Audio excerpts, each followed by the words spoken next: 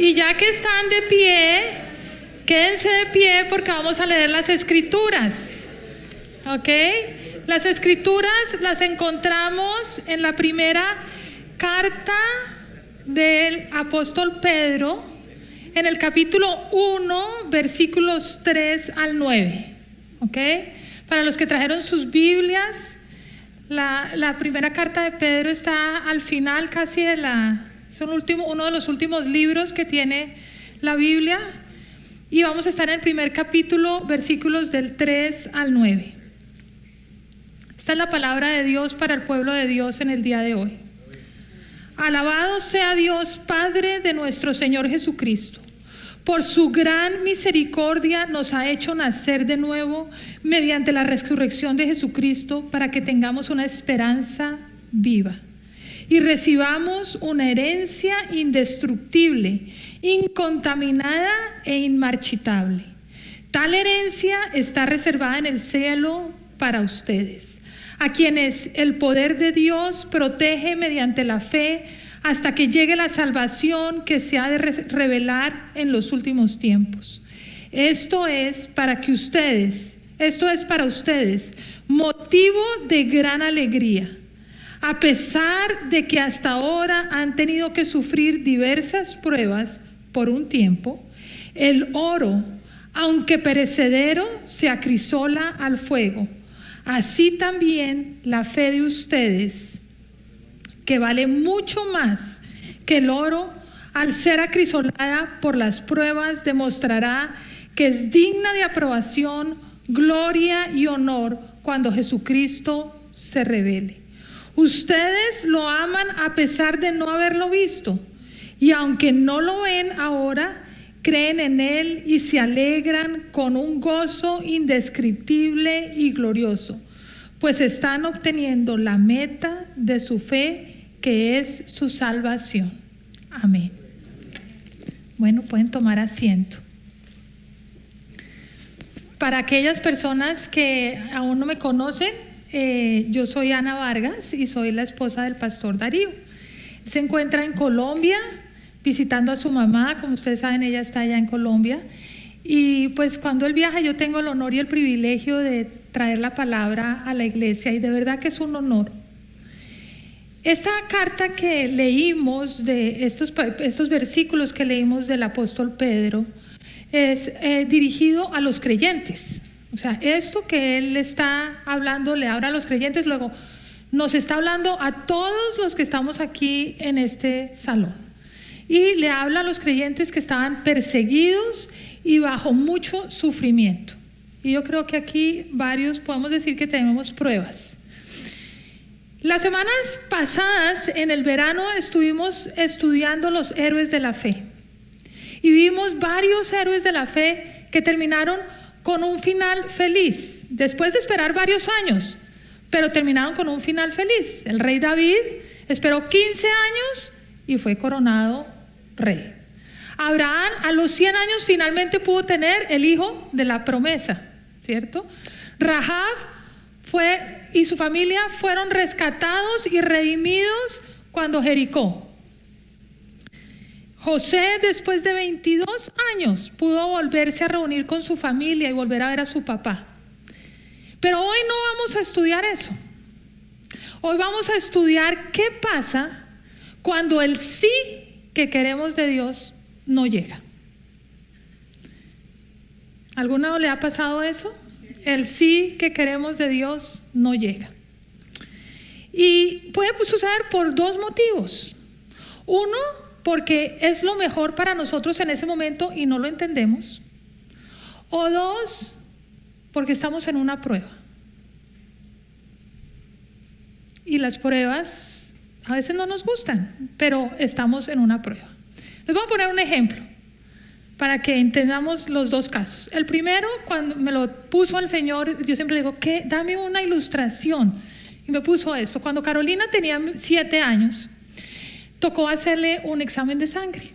Y llegamos allá y ella lloraba y pataleaba y no quería que le sacaran la sangre. Y la señora que le iba a sacar la sangre tampoco tenía experiencia con niños. Y entonces no fue la más querida que pudiera haber.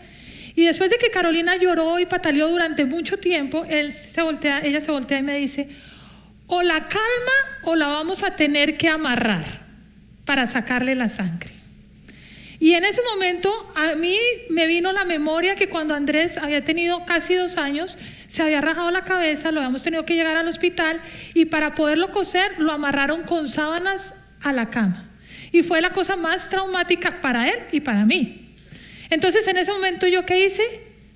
Hablarle bien firme a Carolina, dejar de tener empatía y decirle, te calmas y te quedas quieta porque te van a sacar la sangre.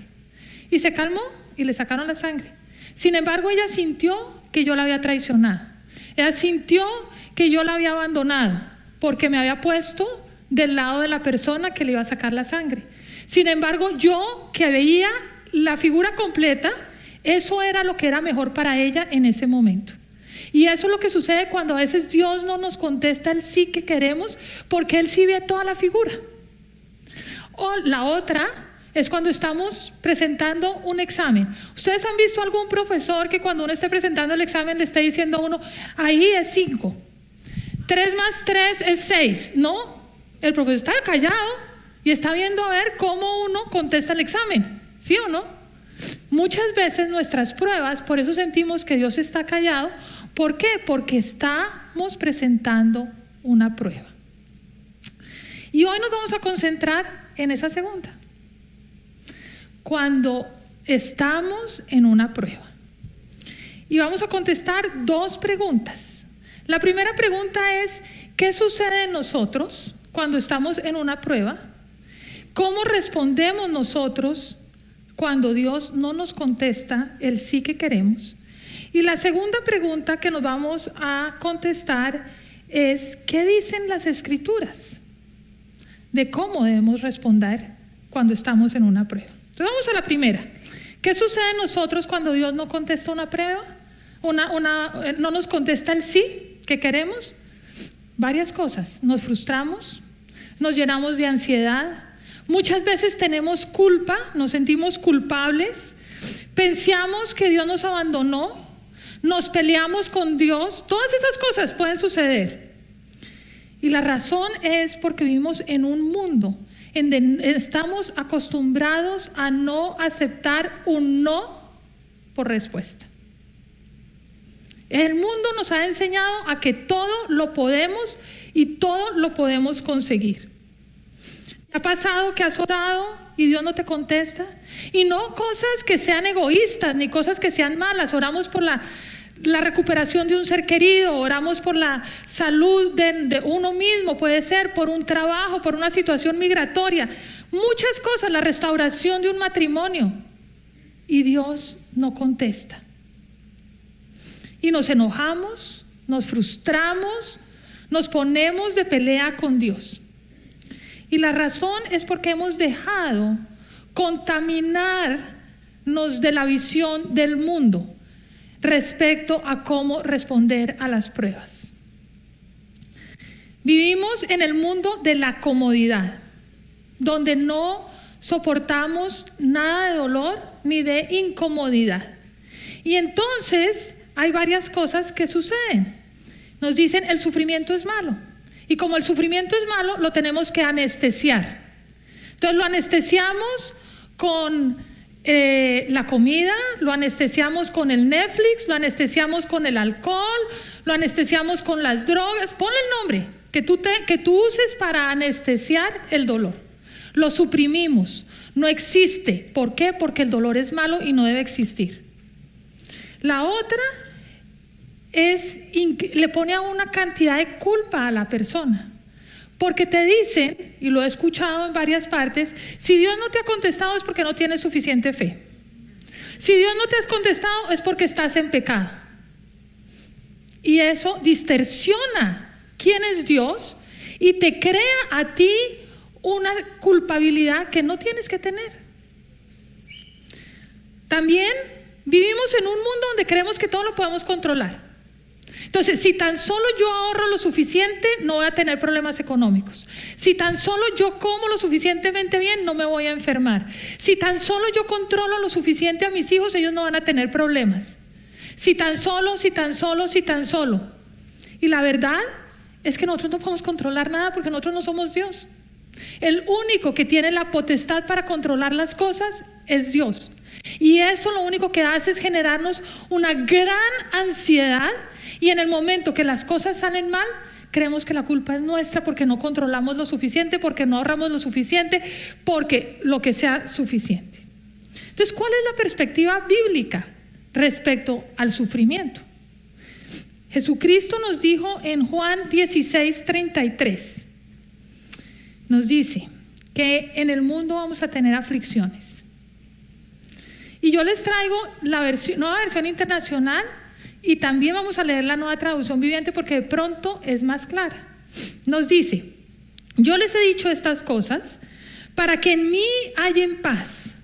En este mundo afrontarán aflicciones, pero anímense, yo he vencido al mundo.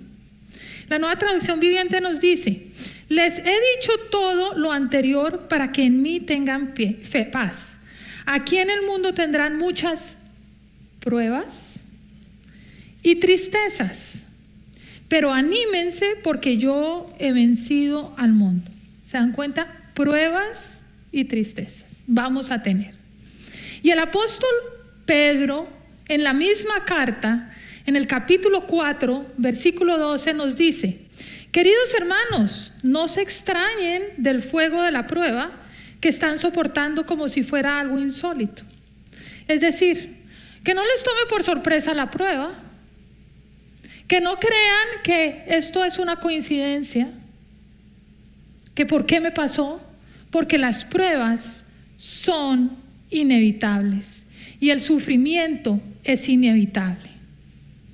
Sin embargo, Pedro nos dice en el capítulo, las escrituras que leímos en el versículo 6, y ahí nos vamos a detener la mayor parte del tiempo, nos dice: esto es para ustedes motivo de gran alegría, a pesar de que hasta ahora han tenido que sufrir diversas pruebas por un tiempo. Y vamos a mirar el verso de atrás para adelante. Vamos a empezar por lo último para llegar al principio, ¿ok? Síganme, van a ver por qué. Lo primero que nos dice es que las pruebas van a ser por un tiempo. No nos dice las pruebas van a ser eternas. Las pruebas van a ser por un tiempo. ¿Y por qué por un tiempo? Porque nuestra vida tiene fecha de expiración, de la misma manera que las pruebas tienen fecha de expiración. Luego nos dice que estas pruebas van a sufrir diversas pruebas. Y vamos a ir al griego a ver qué es sufrir y qué es prueba, porque yo creo que es importante entender esto. La palabra sufrir en griego significa entristecer, causar dolor, afligir, provocar pena, hacer sufrir emocionalmente. Es decir, no es solamente un dolor físico, es un dolor profundo del corazón, que puede producir angustia, que puede producir aflicción. Pedro además nos dice que es un sufrimiento que sobreviene. El sufrimiento que está hablando aquí Pedro por estas pruebas no es producto de nuestro pecado, porque cuando nosotros pecamos y desobedecemos a Dios, sí, es probable que tengamos dolor y sufrimiento como consecuencia del pecado. Aquí es consecuencia del pecado de otros, probablemente. No es algo que nosotros nos causemos a nosotros mismos, es algo que nos causa, que nos llega a nosotros. Y la palabra prueba, que aquí es algo muy importante, dice, significa dificultades, aflicciones, circunstancias que ponen a prueba la fe. Y esta palabra se utilizaba para probar un metal, para examinar la autenticidad de algo y para comprobar si algo es genuino. Entonces podemos decir que lo que Pedro nos está diciendo es que vamos a tener pruebas que van a poner a prueba nuestra fe, que van a mirar a ver si nuestra fe es genuina, si nuestra fe necesita purificarse. Y por eso es que en el siguiente versículo, en el versículo 7, él habla del oro refinado por el fuego. Y nos dice que nuestras pruebas se las compara con el proceso de refinación del oro. Las pruebas funcionan como el fuego, que no solamente demuestran la autenticidad de nuestra fe, sino que la purifica, la fortalece, la hace más bonita. ¿Ustedes saben cómo se purifica el oro? Yo no sabía. ¿Alguien sabe aquí cómo se purifica el oro? Bueno, yo tuve que investigar. Y dice que el oro se coloca en un horno y se calienta a 1064 grados centígrados. ¿Se imaginan? Nosotros salimos acá y son 100 grados y decimos, uy, qué calor tan terrible. 1064 grados centígrados. Y ese es el punto en donde se funde, y al derretirse el oro permanece y todas las impurezas salen a flote. Y la persona que está haciendo el oro recoge esas impurezas, ¿sí? Y va dejando el oro, que quede el oro para que quede como debe ser. Pero resulta que ese proceso no ocurre una sola vez. Ese proceso ocurre múltiples veces cuando está refinando el oro. Y es por eso que nosotros tenemos múltiples pruebas, porque nuestra fe se va refinando una y otra vez. Hagan de cuenta que es como una cebolla que se quita una capa y uno dice, uy, ya, no, hay otra y otra y otra, hasta que llegamos al corazón de la cebolla. Cuando lleguemos a ese corazón es cuando vamos a ver a nuestro Señor cara a cara y vamos a estar purificados completamente. Pero mientras tanto nuestra fe se tiene que ir purificando, se tiene que ir formando. Y nos dice que van a ser diversas pruebas, no dice que va a ser una sola. Entonces son pruebas en el trabajo, en la familia, en la salud, diversas pruebas, no es un solo tipo de pruebas. Y entonces ahora sí, aquí quiero hacer una pausa, porque yo quiero que quede clarísimo que Dios no nos envía nada malo a nuestra vida. Dios no es el creador del mal. Sin embargo, en su total soberanía, Él permite que esas pruebas lleguen a nuestra vida. ¿Estamos claros? No es Dios. No es Dios. Él es soberano y Él permite circunstancias para que nuestra fe se fortalezca. Hay otras pruebas que llegan a nuestra vida que no son producto de la corrupción ni del pecado del mundo, sino son pruebas que sí Dios nos envía a nosotros también para fortalecer nuestra fe. Por ejemplo, ese ser querido que tiene un temperamento tan difícil que nos toca cuidar para fortalecer nuestra paciencia. Por ejemplo, esa oración que Dios se demora en contestar para fortalecer nuestra dependencia en Él. ¿Te das cuenta? Hay diferentes pruebas. Hay unas que son producto del pecado, que Dios las utiliza porque Él es el único que puede de las cenizas sacar algo bueno, y es fortalecer nuestra fe. Pero hay otras que son simplemente porque Dios quiere purificar nuestra fe. Ahora sí nos vamos a ir a la parte del principio del verso, que Él dice: esto es para ustedes motivo de gran alegría. ¿Y qué es lo que es motivo de gran alegría? Porque no dice motivo de alegría, Él dice motivo de gran alegría. Está en los primeros versículos, nos toca ir más arriba. Dice: bendito sea Dios, Padre de nuestro Señor Jesucristo, por su gran misericordia nos ha hecho nacer de nuevo mediante la resurrección de Jesucristo de entre los muertos, para que tengamos una esperanza viva y recibamos una herencia que no se puede destruir, contaminar o marchitar. Tal herencia está reservada en el cielo para ustedes, a quienes el poder de Dios protege mediante la fe hasta que llegue la salvación que se ha de revelar en los últimos tiempos. ¿Qué es esa gran alegría? La resurrección, la nueva vida que tenemos en Jesucristo.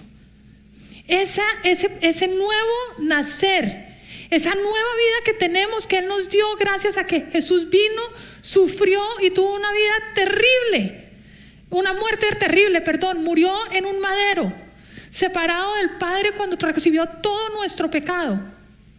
Pero Él lo venció, está sentado en el trono, y gracias a eso tú y yo tenemos la posibilidad de una vida eterna en la presencia del Señor, donde no va a haber más lágrimas, donde no va a haber más sufrimiento, donde no va a haber más dolor.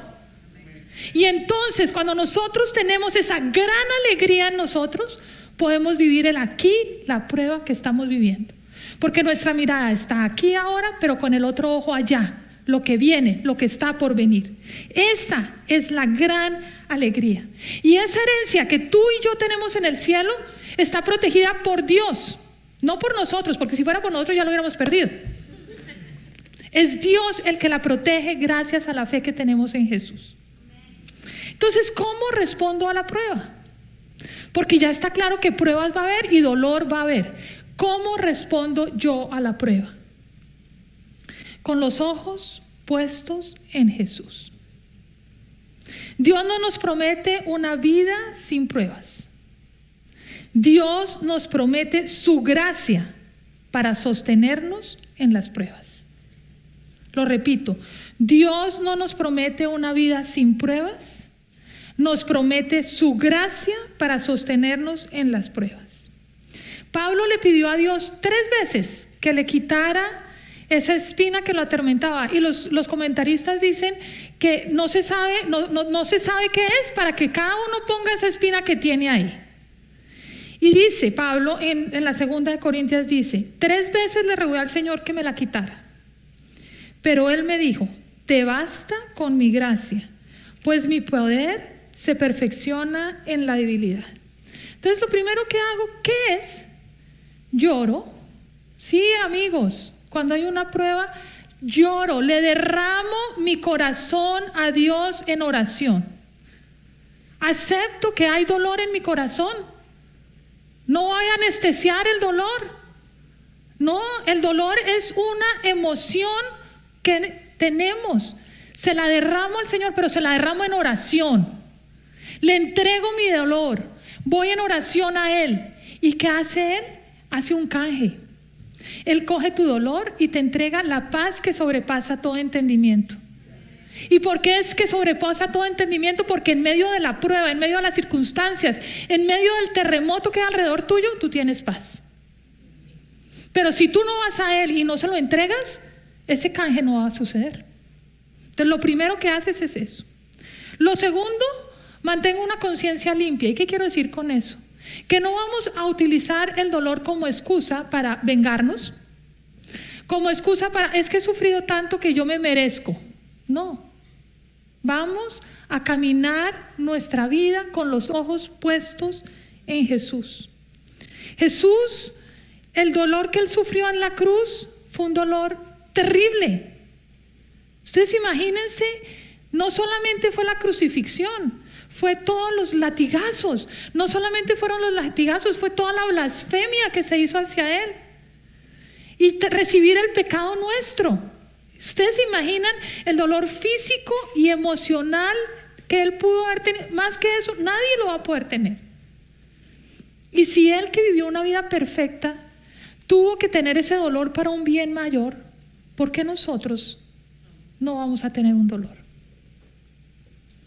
Y es por eso que pongo la mirada en Él, sabiendo que Él es suficiente para sostenerme y para llenar los vacíos que tengo. La vida cristiana implica sacrificio e implica dolor. Y muchas veces queremos los milagros de Jesús, pero no a Jesús.